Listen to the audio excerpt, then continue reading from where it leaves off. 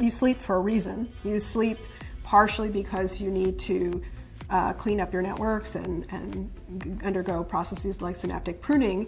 You also sleep because you need to clear out metabolic waste products through the lymphatic system. Those processes are occurring during a time during which you're not taking exogenous ketones, and therefore if you're in a ketogenic state nutritionally, the benefits of ketosis will be working throughout sleep. Beta-hydroxybutyrate can help manage our nervous system. So we have a sympathetic nervous system and we have parasympathetic. And in the sympathetic nervous system, that's our fight and flight mode. And our body, that's what we need to pull an all-nighter, to write an exam the next day, or meet a deadline, something like that. And in that fight and flight state, our body is producing cortisol, which is our stress hormone.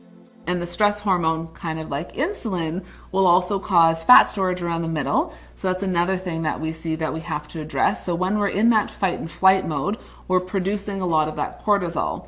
And so this is also where we see things like insomnia. So we need to transition from sympathetic to parasympathetic, which is that calm nervous system. And what we have found is that beta-hydroxybutyrate can actually help maintain the balance between sympathetic and parasympathetic, and actually encourages that parasympathetic or the calm state. And in that calm state, we're not pushing cortisol, our stress hormone, and we're not in that sort of fight or flight state. It calms the nervous system down, will calm the cortisol levels as well. So the role of ketones with mood and sleep, it kind of taps in a little bit to what we were talking about with our nervous system.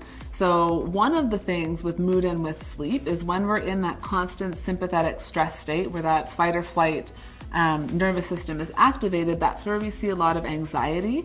That's where we see a lot of cortisol, sort of an overstimulated nervous system, and that's where people get a lot of anxiety and insomnia because their brain is sort of racing at night. So the ability to tap into that parasympathetic nervous system and calm the nervous system down is essential for those individuals.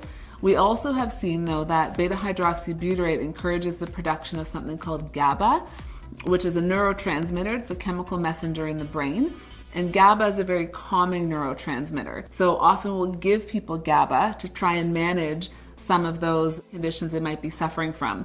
So there could be benefit from beta-hydroxybutyrate given that it encourages the production of GABA, which is that calming neurotransmitter. With the brain, we're not seeing any difference between endogenous ketones and exogenous ketones. They seem to be accessing the same brain regions. They seem to be having very similar effects in terms of how they affect the blood glucose levels and, how the ketones actually wind up in the brain. The advantage of endogenous ketones, if you're not insulin resistant, is that during sleep, if you're in a ketogenic state, nutritionally, the benefits of ketosis will be working throughout sleep.